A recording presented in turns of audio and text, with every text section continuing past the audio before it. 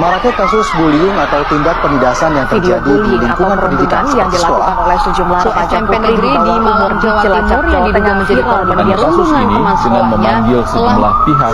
Bullying merupakan ekspresi menyimpang pada anak dalam upaya pencarian jati diri, peran pendidikan di keluarga dan sekolah sangat diperlukan sebagai penyeimbang.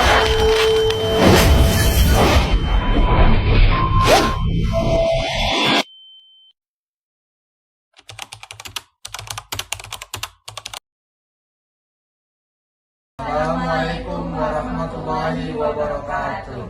Kami dari kelompok 5 yang beranggotakan, saya sebagai ketua kelompok, nama saya Rifali Ahmad Fauzi, dan ada rekan saya. Nama saya Novika Ramadhani, saya Fajrin Tristiawati, saya Fadila Islami, saya Nanda Aulia, saya Fitri Permata. Kami akan mengobservasi sebuah kasus mengenai pembulian yang ada di Seman 72 Jakarta.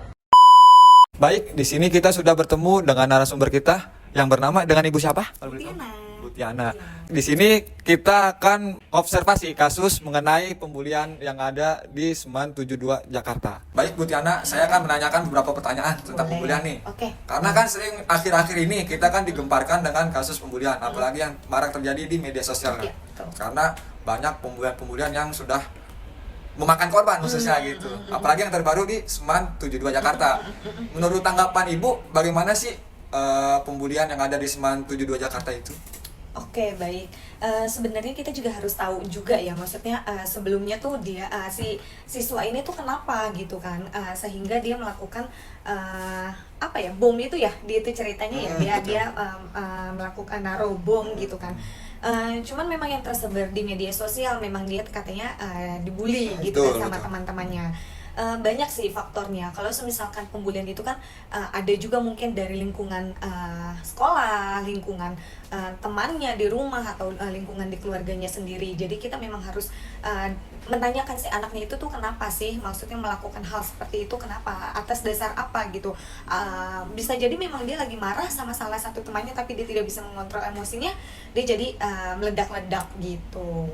Berarti seperti itu berpengaruh, sangat berpengaruh itu ya? Ya betul, untuk saat ini sih sangat-sangat berpengaruh ya, karena banyaknya informasi yang benar-benar ditelan bulat-bulat gitu kan. Sebenarnya juga kayak sebenarnya pembulian itu dari dulu juga ada sih ya sebenarnya, cuman memang tidak terekspos aja gitu kan.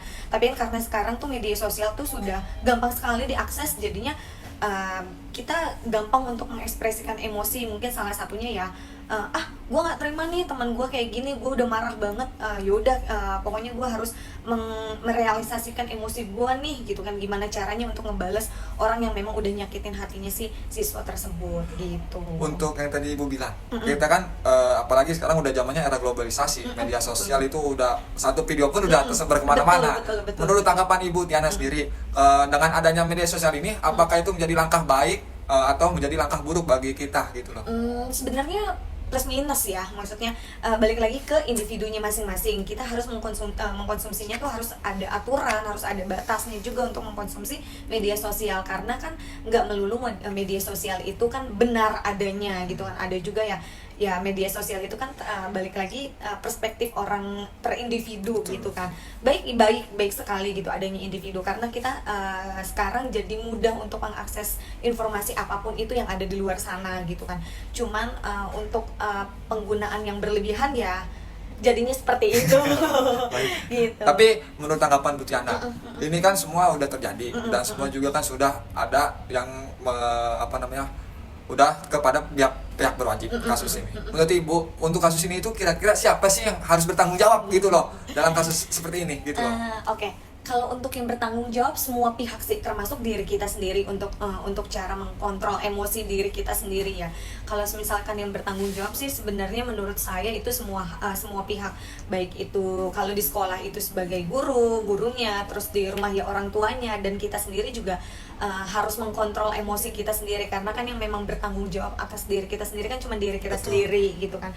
Jadi kalau ada insiden yang tidak mengenakan kan kita sendiri yang rugi gitu kan. Misal kita melakukan kejahatan, kita juga yang menanggung akibatnya, dihukum kah atau apa gitu. Jadi lebih aware aja sih kita sesama teman, guru terhadap siswa, orang tua terhadap anak gitu kan. Kita lebih aware aja sih, saling menjaga untuk tidak saling menyakitkan ya, terutama lebih dari omongan, kata-kata. Terkadang kita kan ngomong seenaknya, kadang kan kita nggak tahu ya si anak itu tuh lagi mengalami apa sih di rumahnya, lagi ada masalah apa sih di pertemanannya, percintaannya. Kita nggak pernah tahu keadaan orang itu, hatinya tuh lagi gimana.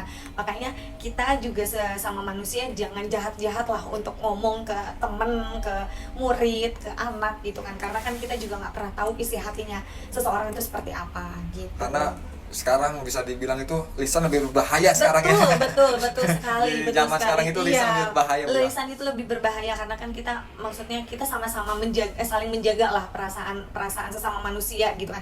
Kita nggak mau nih dicubit ya jangan nyubit lah gitu kan.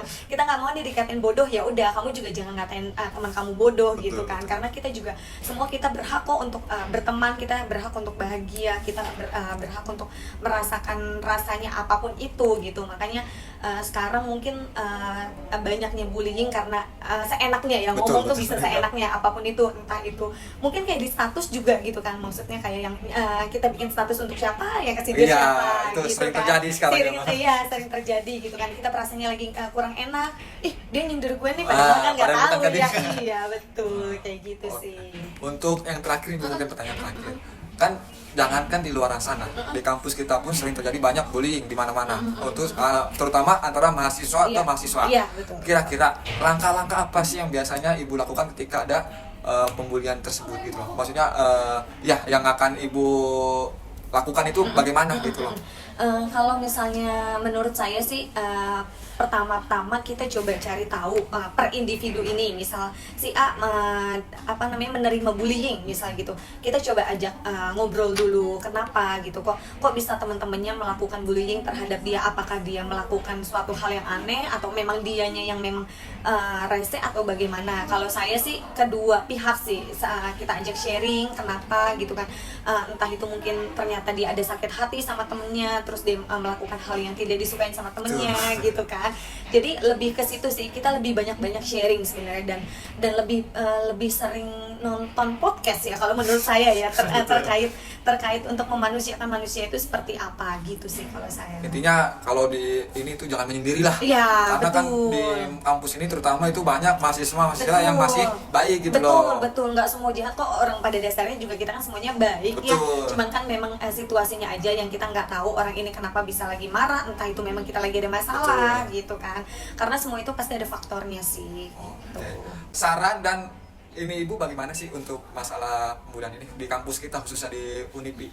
Saran dan kesannya gitu. Kalau untuk saran sih, kalau saya sendiri sih satu ya, jangan melakukan hal yang tidak kita inginkan. Ya yang tadi saya bilang gitu kan.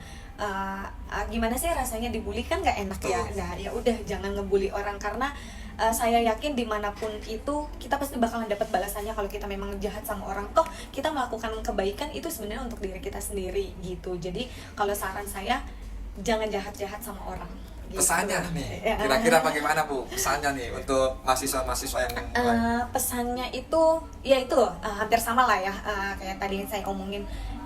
Kita ini makhluk sosial, kita nggak pernah tahu apa yang kita butuhkan nanti gitu kan. Jadi jangan angkuh, jangan merasa dirinya hebat, karena kita nggak pernah tahu pertolongan orang mana yang bakalan nolongin kita, dan doa siapa yang bakalan ngebales kejahatan kita di sini. Saya pernah dapat petuah dari opungnya teman saya. Dia opungnya bilang gini, rambut boleh sama hitam, tapi hati orang tidak pernah ada yang tahu. Betul. Gitu. Intinya jangan melihat orang dari covernya saja. Betul gitu, karena kita kan nggak pernah ada yang tahu ya apa yang lagi dia alami gitu kan, apa yang lagi dia hadapi. Jadi jaga lisan aja dan jaga sikap. Gitu. Baik, terima kasih Bu Tiana sudah membantu kami dalam tugas komunikasi bisnis dan tugas wawancara ini. Maaf waktunya terganggu ini. Tidak apa-apa. Meminta bantuan Bu Tiana, kurang lebihnya kita minta maaf. Kalau misalkan waktu Ibu, waktu istirahat Ibu, karena memang waktu siang ini kan waktu istirahat. Terima kasih Bu Tiana. Sama-sama.